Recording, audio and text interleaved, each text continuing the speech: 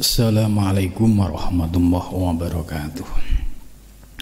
Ila khadratin Nabil Mustafa Rasulillah sallallahu alaihi wasallam wa ala ikhwanihi minal anbiya wal mursalin wal awliya wasyuhada wassalihin wal malaikatul muqarrabin, khususan musannif hadal kitab Syekh Imam Ghazali wa khususan masyayikh wa khususan nasyid wa khususan laumul Fatihah. A'udzu billahi minasyaitonir rajim. Bismillahirrahmanirrahim. Alhamdulillahi rabbil alamin arrahmanir rahim maliki yaumiddin. Iyyaka na'budu wa iyyaka nasta'in ihdinas siratal mustaqim siratal ladzina an'amta 'alaihim ghairil maghdubi 'alaihim waladdallin. Amin. Bismillahirrahmanirrahim. Qala musannif rahimakumullah wa nafa'ana bihi wa bilumihi fi dharaini amin ya rabbal alamin. Subhanaka la ilma lana illa ma 'allamtana innaka antal alimul hakim. La haula wa la quwata illa billahil aliyyil azim. Malam ini kita melanjutkan pengajian kitab Bidayatul Hidayah sebagai kitab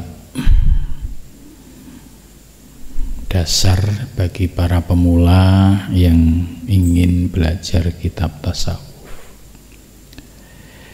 Kitab Bidayah ini ibarat pondasi. Jika pemahamannya bagus dan utuh, ibarat bangunan rumah, itu pondasinya kokoh. Suatu saat ditambah ilmu-ilmu yang lain, itu akan semakin kokoh, ya, bukan sebaliknya rubuh atau bisa runtuh. Karena itu para ulama-ulama Thariqah selalu memberikan tahapan-tahapan dalam mengaji kitab tasawuf. Malam ini kita melanjutkan pengajian kitab Bidayatul Hidayah. Sudah sampai pada halaman 29. Wal takun au qotaka ba'das sholah ila tulu isyamsi. Wal takun hendaklah au qotuka waktumu ba'das sholati sesudah sholat ila tulu isyamsi hingga terbitnya matahari, muwazza'atan ala arba'i wadha'if, ya, senantiasa berpegang teguh pada 4 wadhifah. Apa yang diajarkan oleh Imam Ghazali ini sebagai bentuk praktis, ya, di dalam mempelajari ilmu tasawuf. Kalau kita sudah belajar ilmu tasawuf, sudah paham, terus tidak ada tahapan-tahapan prakteknya, maka apa yang sudah dipahami itu tidak akan mampu turun, ya, menjadi zauq, menjadi rasa, hanya sekedar pengetahuan. Kalau ilmu sekedar pengetahuan, ya, tidak bisa membekas, membentuk kepada akhlakul karimah. Maka dalam pembahasan malam ini Imam Ghazali memberikan penekanan supaya kita para syalik, ya, itu harus bisa menjaga waktunya sesudah sholat sampai tulu isamsi, ya, sampai terbitnya matahari. Artinya kita bisa memanfaatkan waktu tersebut untuk mengamalkan zikir-zikir atau wirid yang sudah kita miliki. Nah, ini pentingnya hubungan antara ilmu tasawuf dan ilmu tarekat di sini. Hampir semua tarekah itu selalu ada kaifiat zikir, dan zikir ini harus diamalkan setiap hari. Dalam hal ini Imam Ghazali menegaskan zikir-zikir yang sudah kita miliki ini harus kita amalkan secara istiqomah, konsisten, ya. Maka Imam Ghazali berpesan jagalah wadifah-wadifah tersebut, ya. Ada 4 wadifah. Wadifah itu yaitu kegiatan rutinitas orang salik, ya. Jangan sampai yang sering saya sampaikan, ya, semangatnya menjadi seorang salik, orang yang menuju Allah, tapi zikir malas, riyadhah mujahadah malas, bangun malam malas, puasa sunnah malas. Lagi kira-kira ya identitas saliknya ini mau menuju mana? Padahal tujuan seorang salik yaitu menuju Allah. Ya, tahap pertama yaitu menundukkan hawa nafsu yang ada di dalam diri kita. Untuk menundukkan hawa nafsu harus bisa menjaga wadifah-wadifah ini, yaitu wadifah zikir, wadifah riyadhah mujahadah. Tanpa mengamalkan wadifah ini, ilmunya hanya sekedar pengetahuan, tidak bisa masuk ke dalam rasa dan juga tidak berproses, ya, ke dalam diri sampai akhirnya menghasilkan akhlakul karimah. Itu. Jadi kalau sudah menjadi salik, ya, maka kalau ngajinya itu urut, ya, itu pasti tertib prakteknya. Tapi kalau ngajinya itu nggak urut, tiba-tiba ilmu yang tinggi, ya, ilmu-ilmu dasar seperti ini nggak dipelajari, jomplang. Akhirnya ilmunya hanya sebatas menjadi wacana, menjadi pengetahuan yang tidak bisa diturunkan ke dalam diri, diamalkan dan bisa berbuah akhlakul karimah, ya. Ada 4 wadifah bagi seorang salik yang harus diamalkan secara rutin dan istiqomah. Yang pertama wadifatun fid da'awat, ya, wadifah di dalam doa. Ya, jadi kita itu, ya, pasti punya doa-doa yang kita sukai. Ya, kalau salik ya ilahi anta maksudi waridho maqamat lubi, atau doa-doa lain yang terkait dengan perjalanan menuju Allah Subhanahu wa taala. Seperti Allahumma ftah alayya futuhal arifin bi hikmatika wansur alayya bi rahmatika ya arhamar rahimin. Ini doa-doa yang terkait dengan perjalanan seorang salik supaya senantiasa mendapatkan bimbingan Allah, dan doa itu harus diucapkan, didoakan setiap hari, menjadi wadifah, gitu. Nah, ini termasuk pelajaran yang sangat penting. Jadi doa yang selalu konsisten dan istiqomah itu kalau menurut Al-Hikam, ya, itu sebagai pertanda mendekati terkabulnya. Itu sebagai tandanya.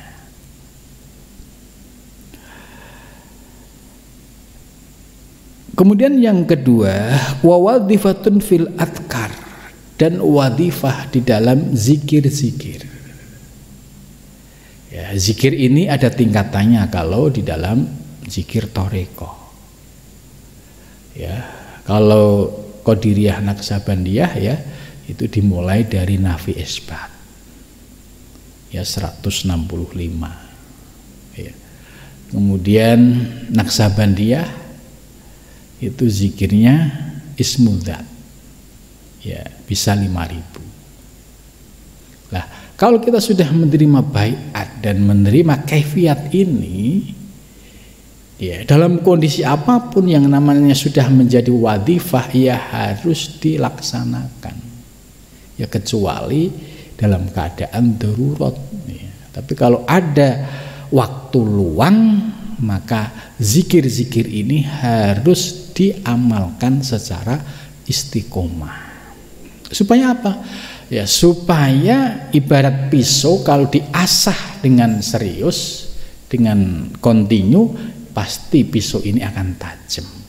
Begitu juga dalam proses riyadhah mujahadah, kalau kita istiqomah dengan riyadhah mujahadah kita, istiqomah dengan doa kita, istiqomah dengan zikir kita, pasti kotoran-kotoran batiniah itu bisa dibersihkan sehingga kondisi batiniah kita mulai bersih. Kalau kondisi batiniah kita bersih, berarti bersiap-siap untuk menerima nur ilahiyah. Gitu. Jadi ada argumentasinya kenapa kok harus istiqomah. Ya kiasnya sama, kalau orang nyuci piring kotor, nyuci baju kotor, kalau nggak secara istiqomah rutin, ya itu nggak mungkin bisa bersih. Gitu. Wa tasbihat dan zikir tasbih. Ya, jadi ini sesuai dengan kaifiat yang diamalkan oleh para pengamal torekoh. Itu. Kalau misalkan yang belum berbaiat torekoh, ya bisa mengamalkan kaifiat-kaifiat zikir yang sudah dimiliki dengan catatan tadi istiqomah. Apapun bentuknya zikir yang diperoleh dari guru, kalau diamalkan secara istiqomah pasti berbuah. Tapi kalau kita diberi zikir apapun nggak kita amalkan, ya pastinya tidak akan berbuah apa-apa. Wa tikraruha dan tikror, mengulanginya. Ya, fi sabhatin.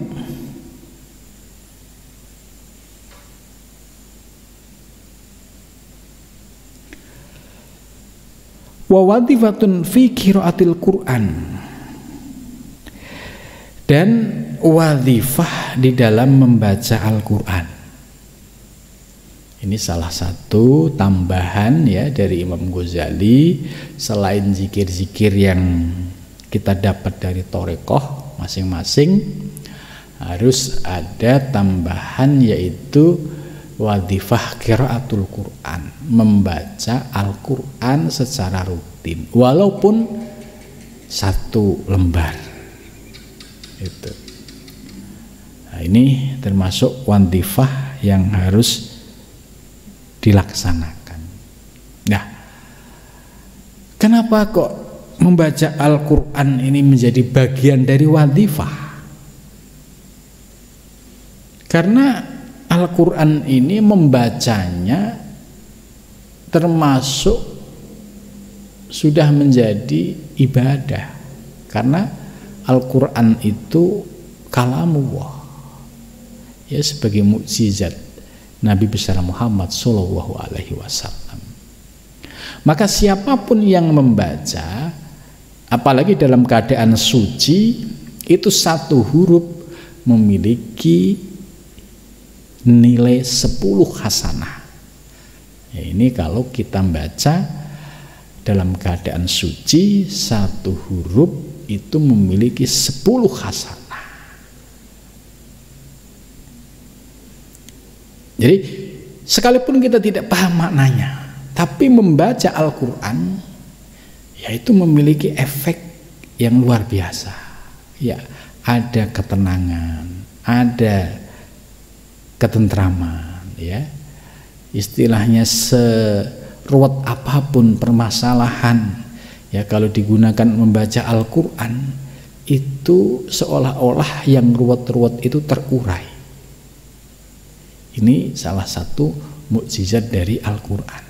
Semumet apapun, seruwet apapun masalah, wudhu terus baca Al-Quran, itu pasti bisa menetralisir apa yang sedang menjadi keruwetan pikiran kita.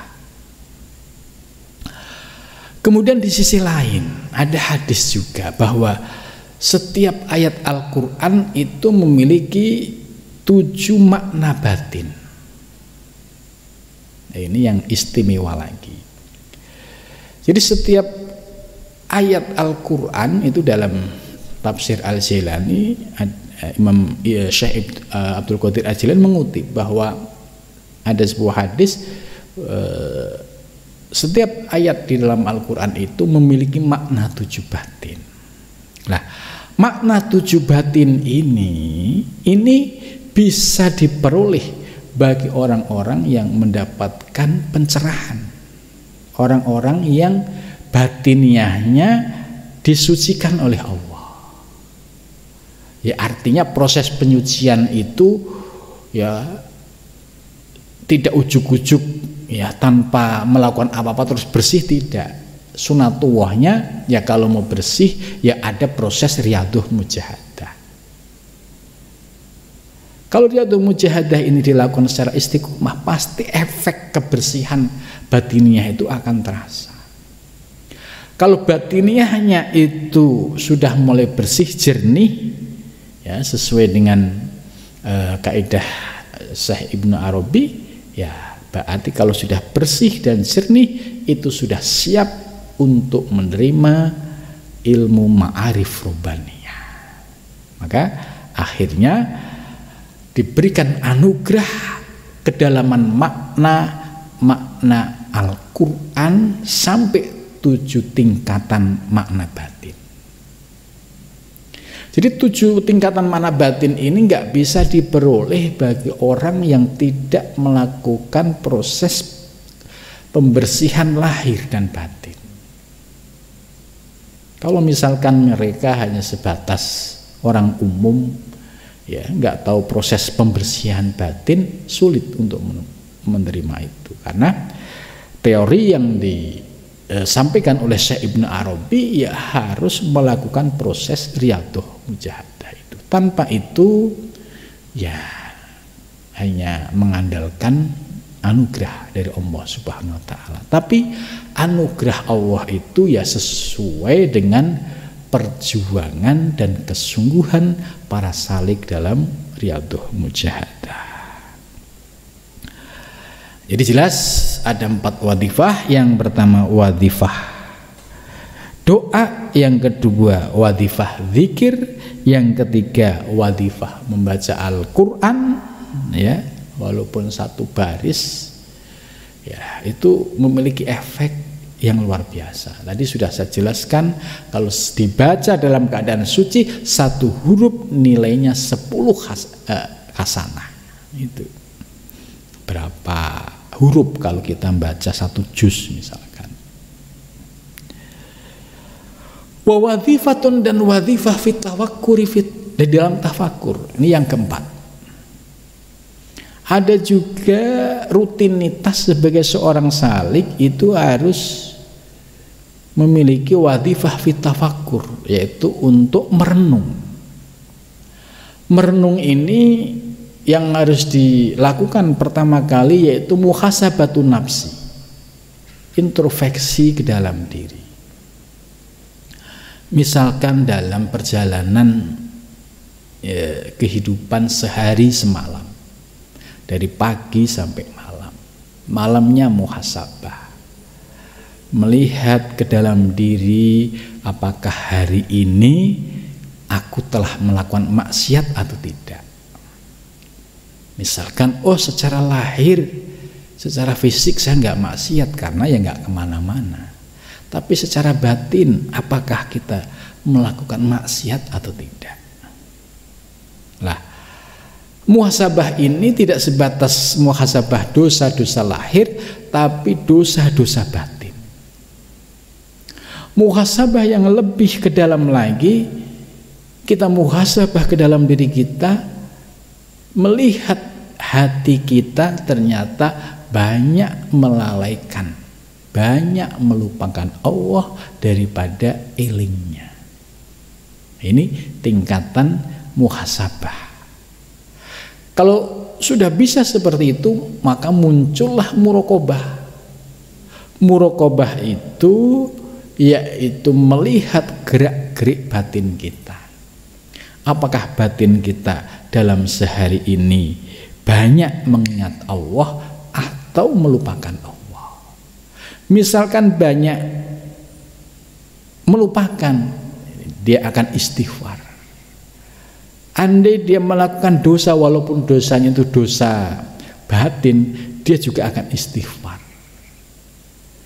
Karena dengan istighfar ini bisa menghapus dosa-dosa lahir dan batin. Nah, muhasabah ini harus dikerjakan yaumian, setiap hari. Rasulullah SAW yang sudah dikenal sebagai nabi yang maksum, yang terjaga dari segala dosa dan kemaksiatan, Nabi setiap hari tidak kurang istighfar 100 kali. Itu Nabi Muhammad. Bagaimana dengan kita? Ya, kita sudah jelas maksum bukan, mesum iya, tapi istighfar malas, memohon ampun kepada Allah malas, muhasabah malas, tapi merasa paling dekat dengan Allah, gitu. Tapi merasa punya makom di sisi Allah. Nah, ini kan unik, gitu. Jadi muhasabah, melihat ke dalam diri malas, istighfar malas, ya rumongso punya makom, ya, bahkan terkadang mengabaikan perintah-perintah Allah, dianggap tidak ada masalah, gitu. Jadi ngaku salik tapi meninggalkan sholat dianggap biasa. Ini kan paradok. Sementara sholat itu perintah dari Allah Subhanahu wa ta'ala, ya. Nah, ini kalau kita bisa melakukan koreksi ke dalam diri hal yang kecil-kecil seperti ini, maka akan muncul ya penataan dari tahap sedikit demi sedikit, ya, itu lambat laun kita akan menjadi kokoh. Jangan sampai ya tadi istighfar sudah nggak mau, muhasabah sudah tidak mau, tidak pernah merasa dosa, ya ditambah sombong dengan ilmunya, itu. Maka kita kalau sebagai saleh, kalau Rasulullah SAW saja istighfar 100, ya tentu dosa kita yang lebih banyak itu ya malu kalau 100, ya minimal ya 200-300 lah, gitu. Karena dosa kita lebih banyak dan dosa kita ya pasti kita lakukan, gitu. Muhasabah yaumian ini harus kita lakukan supaya kita melihat progres. Oh iya, hari ini kok saya melakukan ini, ya Allah, ampuni hamba ya Allah, bimbinglah hamba, jagalah hamba ya Allah dari jatuh ke dalam kemaksiatan. Itu terus ya ditafakuri, terus diingat-ingat, gitu. Ya, jangan sampai kita merasa suci, gitu. Jadi seorang salik yang menuju Allah ini termasuk penyakit, jangan sampai merasa suci. Karena merasa suci ini sesungguhnya dia sedang ya terpeleset pada tipu daya setan. Sebab kalau dia merasa suci, munculnya ujub dan takabur, sombong, nggak mau istighfar, nggak mau muhasabah, merasa suci, menghina orang lain. Ini dampak orang yang hatinya keras, kemudian tidak mau muhasabah, ya. Fatafakkara, maka berfikirlah, bertafakurlah fi dunubika, dalam dosamu, ya, dosa masa lalu, ya, minta ampun kepada Allah. Barangkali di masa lalu kita melakukan dosa-dosa yang belum kita taubatin. Begitu juga dosa yang 24 jam.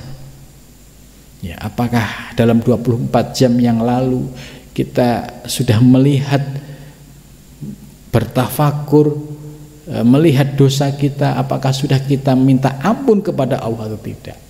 Kalau belum, beristighfarlah, karena dengan istighfar Allah akan membuka pintu ampunannya. Wa khotoyaka, dan kesalahan, ya, yang namanya manusia itu wajar, ya, punya dosa dan kekhilafan. Yang kurang ajar itu sudah dosa, banyak khilafnya, tidak mau istighfar kepada Allah. Ya, ini yang kurang ajar, artinya dia sudah muncul ujub dan takabur tadi. Wa taksirika, taksir itu bahasa pesantrennya pepeko. Ya, taksir itu kalau bahasa ya orang kota itu ya sengaja melakukan sebuah tindakan yang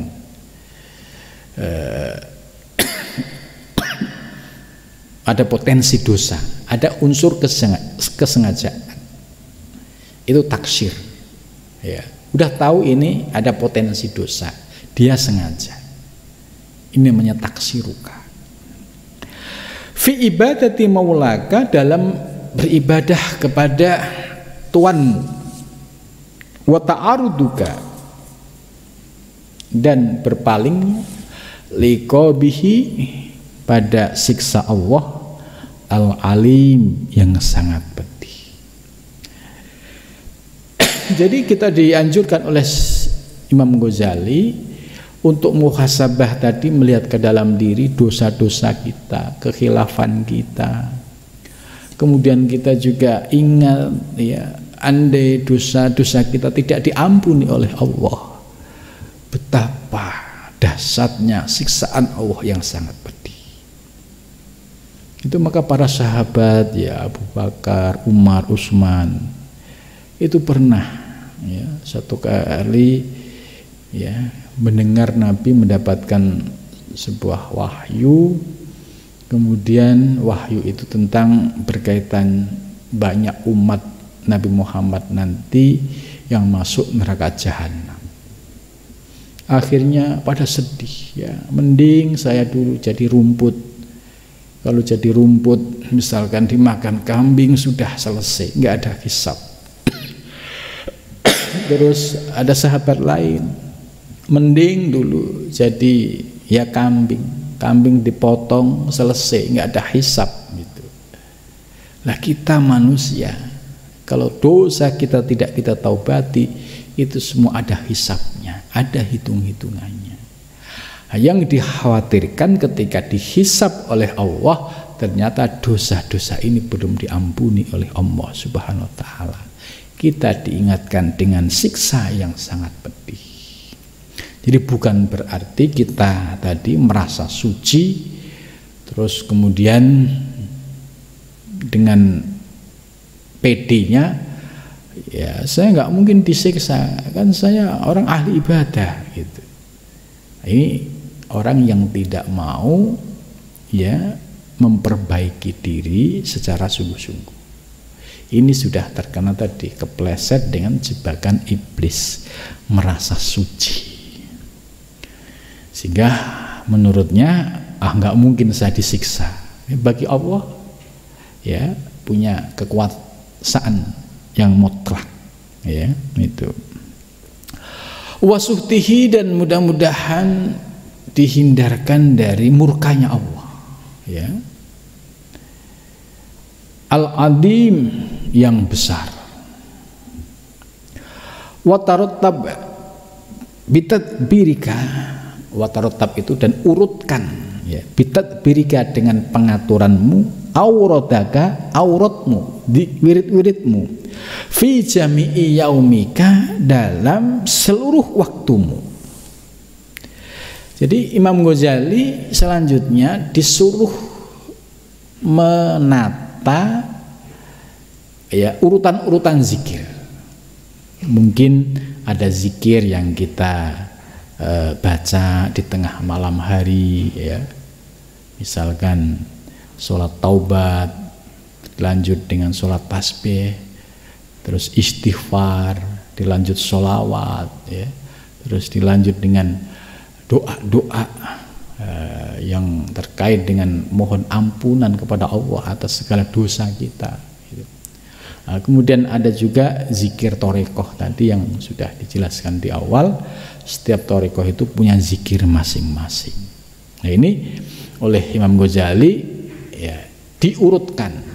Ada yang mungkin dibaca ketika habis subuh, ada yang dibaca habis maghrib, ada yang dibaca tengah malam, atau dengan kondisi masing-masing. Litadaruka bihima farto min taksirika, supaya kita tidak tertinggal dengan apa yang misalkan terjadi kesalahan.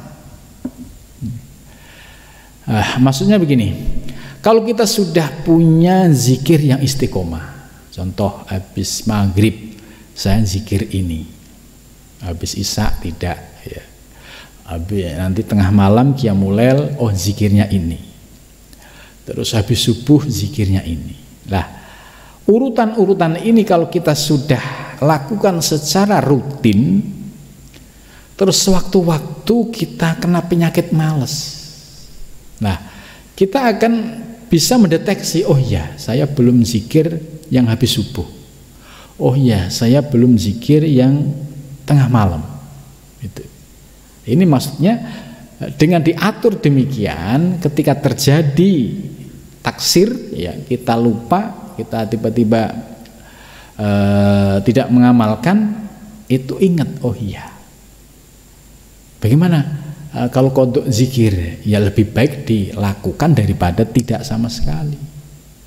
Misalkan orang yang punya zikir istighfar 300, sholawat 1000 atau lebih, kalau sudah istiqomah itu ya terus dilakukan.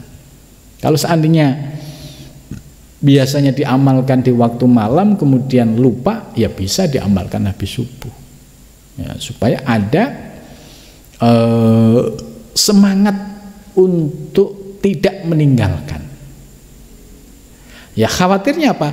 Khawatirnya kalau kita sudah meninggalkan sekali, terus kita santai-santai saja, nggak ada semangat untuk sedih, menyesal, ya. Kemudian besok ketinggalan lagi, akhirnya menjadi kebiasaan dan akhirnya lama-lama nggak zikir. Gitu. Akhirnya bablas. Tambah lagi, ya, dengan kegiatan-kegiatan yang padat, sehingga waktu-waktu yang sudah ditentukan tadi, ya, kalau misalkan dia terlewat, itu punya kesadaran, oh tadi saya belum zikir yang habis subuh, oh tadi belum, nah, itu bisa dilakukan di lain waktunya. Wa tahtarizu min ta'arud li suhtillah, dan senantiasa ya kita menjaga diri, ya, supaya dijauhkan dari murkanya Allah Ta'ala Al-Alim yang sangat pedih, ya. Bagi para salik ini yang harus diingat, jangan sekali-sekali merasa paling suci, jangan sekali-sekali karena dia seorang salik menuju Allah, ya, merasa paling suci, jangan. Ini jebakan iblis. Ya lebih baik kita sebagai, ya, ngaku saja orang yang penuh dosa. Ya, jangan sampai muncul ujub dan takabur, sombong, kemudian merendahkan orang lain. Kalau kita muncul sombong, karena kita kan nggak tahu nasib kita, ya, banyak yang akhirnya terjatuh martabatnya, ya, karena gara-gara penyakit kibir tadi itu. Fi yaumika, pada hari-harimu. Watanwi, dan niatlah al khairo, kebaikan. Ya, setelah zikir, kayak zikir rutin sudah kita selesaikan, ya, itu sudah istiqomah. Watanwi, dan niatkan al khairo, yaitu melakukan kebaikan, li jami'il muslimin, kepada semua orang-orang muslim. Wa ta'zumu, dan kamu bermaksud alla tastagila, supaya tidak sibuk fi jami'i naharika, di dalam seluruh waktumu, illa bi taatillah, kecuali dengan taat kepada Allah Subhanahu wa ta'ala. Nah, ini memahami maksud dari Syekh Imam Ghazali ini sesuai dengan konteksnya. Kita yang di perkotaan ini harus pas. Kalau sampai dibaca tekstual, ya, terus misalkan niatlah kamu melakukan kebaikan kepada semua orang muslim, dan niatkan juga jangan sampai tidak Allah tastagila, supaya tidak sibuk fi jam'in naharika. Akhirnya nggak kerja, nggak ke pasar, ya, terus nggak ke sawah. Ini salah. Justru dengan watanwi al khair, ya, setelah habis subuh zikir selesai, niat, ya Allah, mudah-mudahan hari ini saya bisa melakukan kebaikan-kebaikan, ya, terhadap sesama manusia. Ini niat dulu. Niat tok itu sudah mendapatkan pahala.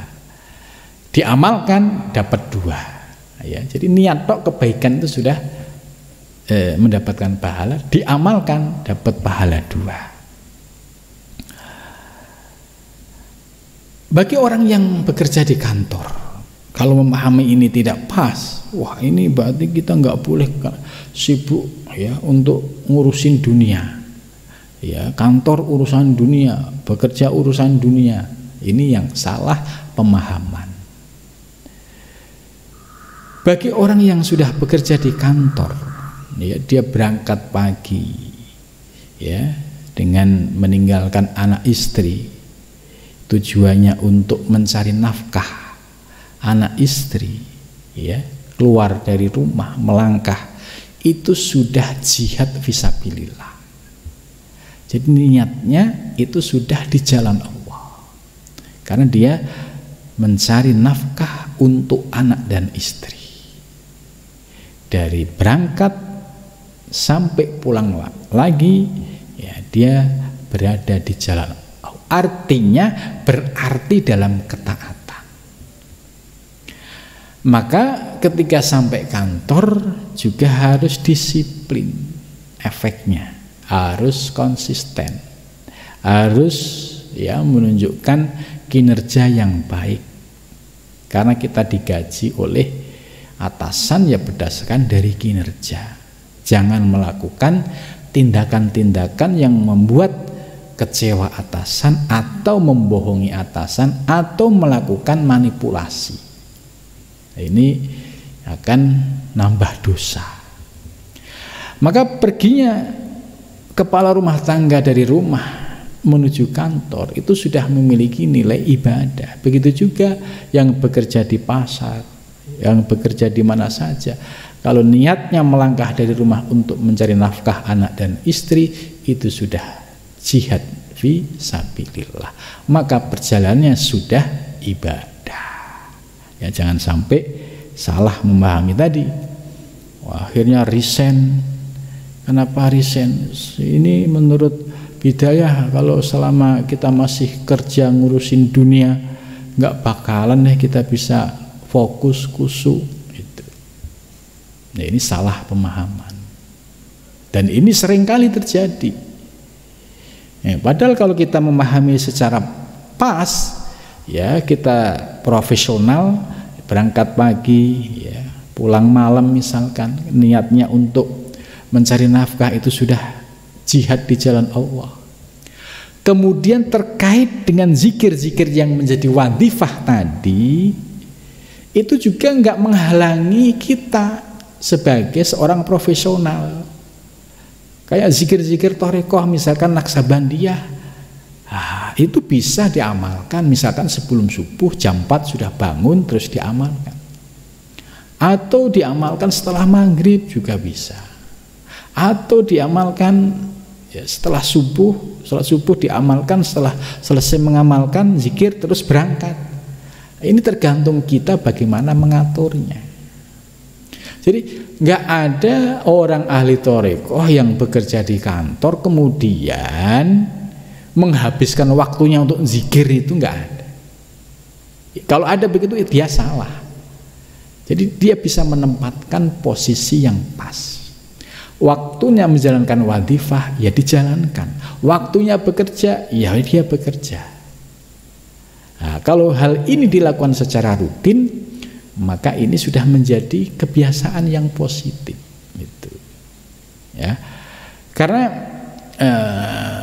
memahami tasawuf ya, kalau sebatas tekstual tadi nggak ada yang menjelasin, nggak ada yang mengurai, apalagi beli buku terjemahan, kemudian terjemahannya tekstual bunyinya begitu, bisa kacau karena akhirnya wah saya nggak bisa kalau sambil kerja, harus resign. Akhirnya resign. Setelah resign, apakah dia bisa tenang di dalam beribadah? Tidak. Masalah semakin banyak. Itu. Ini akibat salah memahami ajaran tasawuf. Ya.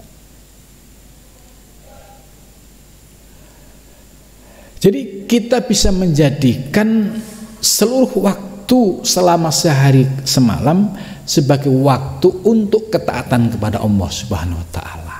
Ya, berangkat kerja dalam ketaatan, menjalankan ya tugas yaitu mencari nafkah. Di kantor waktunya sholat ya sholat, waktunya zikir ya zikir, tidak mengurangi hak-hak kantor. Bekerja bisa profesional, bisa lebih amanah. Ya, pasti dia akan memiliki dampak yang positif ya ketika dia bekerja di sebuah perusahaan. Karena apa? Dia memiliki kebersihan lahir dan batin. Tidak ada niat untuk tipu menipu. Kalau orang yang batinnya masih jorok kan ada potensi ya kalau ngomong selalu bohong. Refleks aja. Kalau orang yang sudah terbiasa bohong itu refleks. Ditanya apa itu refleks bohongnya keluar. Nah, itu pertanda bahwa ada penyakit kidib yang ada di dalam batiniahnya sehingga refleks. Itu untuk ngilangin berat. Gitu. Karena kalau dia nggak bohong rasanya kayak gimana gitu ya. Gitu. Maka bersyukur kalau kita diberikan anugerah ya, walaupun kita bicara apa adanya, nggak ada tendensi untuk bohong, nah, itu lebih mulia daripada kita gampang jawab dengan argumentasi yang itu ada muatan bohongnya. Bohong sekali nggak kelihatan, tapi orang sudah merasa. Bohong kedua, bohong ketiga pasti akan ketahuan. Ya, ini. Jadi kalau kita sudah belajar tasawuf, mulailah dari diri kita menjaga lisannya untuk tidak berbohong, untuk tidak manipulasi. Ya. Bicara jujur apa adanya. Maka kalau belajar tasawufnya yang pas, yang benar, ya insya Allah akan menjadi profesional yang taat ya lahir dan batin. Gitu. Selanjutnya watak sutu fi qalbika atau watak sutu, dan kamu bermaksud fi qalbika dalam hatimu at-ta'at, yaitu menjalankan ketaatan allati taqdiru 'alaiha ya sesuai dengan kemampuan. Jadi dalam hati kita akan menggunakan seluruh waktu kita untuk ketaatan kepada Allah Subhanahu wa taala. Itu dilintaskan dalam hati. Wa tahtaru afdaluha, dan milihlah yang paling utamanya. Ya, ketaatan inti kan ya, bertingkat-tingkat, mulai dari yang sholat fardu, ya, nanti ada tambahan nawafil, sholat sunnah qobliyah, ba'diyah, ya, kemudian sholat sunnah yang muakkad yang lainnya gitu. Ini sesuai dengan kondisi dan kemampuan kita. Jadi kita disuruh milih mana yang lebih afdolnya dan sesuai dengan kemampuan kita. Wa tahtaru wa tata'ammal tahayyati asbabiha, dan berpikirlah, berangan-angan siro, ya kan, yaitu terkait dengan persiapan sebab-sebab ketaatan. Litastagila biha, supaya kalian bisa sibuk dengan ketaatan itu. Maksudnya begini, kalau kita bisa datang lebih awal, ya, ke masjid, supaya ada waktu sholat untuk tahiyatul masjid, kemudian setelah itu ada waktu untuk tafakur, ya, itu lebih baik kalau bisa melakukan itu. Jangan kita mau datang ke masjid ketika sudah qomat gitu. Azan aja masih nawar dia, antar doa gitu. Ketika sudah qomat baru jalan. Maka ketika dia tidak bisa memanage waktu, ya akhirnya potensi kebaikan yang seharusnya bisa dilakukan itu akhirnya terlewatkan. Ini Imam Ghazali mengajarkan kita untuk ada prepare, ada persiapan. Oh, misalkan datang ke masjid ya 10 menit sebelumnya, ya, supaya ketika selesai azan, ya, atau datang sudah kan datang ke masjid kan bisa sholat tahiyat masjid, kemudian nunggu azan, selesai azan bisa sholat sunnah qobliyah, ya. Jadi ada tafakurnya. Kemudian kalau tafakur tidak, ya membaca Al-Quran.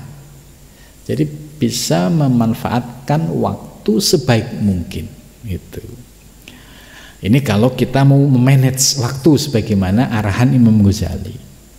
Tapi kadang nafsu kita itu, ya itu tadi, berangkat itu kalau sudah qomat. Ya, kalau qomat baru belum. Kalau sudah selesai qomat sholat baru cepat-cepat wudhu. Nah, ini pertanda kita masih dibelit oleh hawa nafsu kita.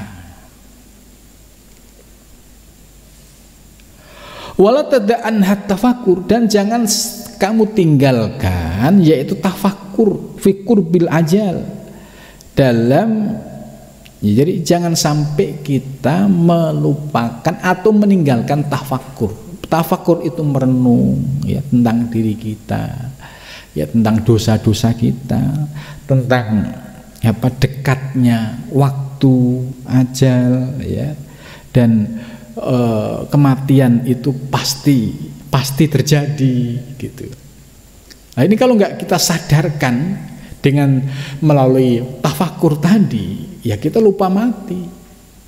Nah, coba kalau kita punya waktu tadi, prepare, ya Allah, usia saya sekarang sudah segini, kematian sudah pasti, kapan saya nggak tahu.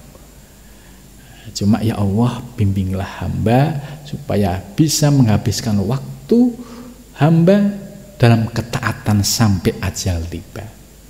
Lah, ini harus dilakukan secara rutin dan istiqomah supaya kita ada sikap hati-hati. Tapi kalau orang yang tidak mau tafakur, merenung, ya, sampai dia lupa dengan kematian, lupa segala-galanya, akhirnya hatinya dalam keadaan ghaflah, ya, terjerumus dalam kemaksiatan, sulit untuk ditarik ke dalam ketaatan. Gitu. Maka Imam Ghazali memberikan, ya, teknik supaya kita itu, ya, ada waktu sehari semalam itu untuk memikirkan bahwa ajal saya itu pasti sudah ada, bahwa kematian saya itu juga sudah pasti. Kapan itu tergantung waktu. Nah, kalau kita melakukan ini secara istiqomah, itu tadi efeknya kita akan bisa merubah, memperbaiki kekurangan-kekurangan kita. Nah, kalau kita tidak memiliki teknik-teknik seperti itu, ya sulit untuk bisa menyadarkan diri kita untuk menjadi pribadi yang mau terus memperbaiki diri baik zahir maupun batin.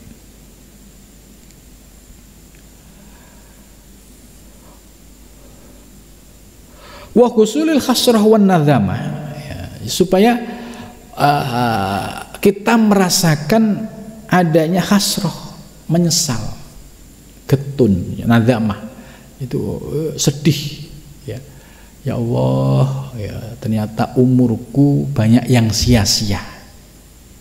Ya dulu saya buat maksiat, ya. Ya Allah ampuni hamba ini. Akhirnya muncul kesedihan, muncul penyesalan, hasrah, wan nadamah, nadamah dan kesedihan.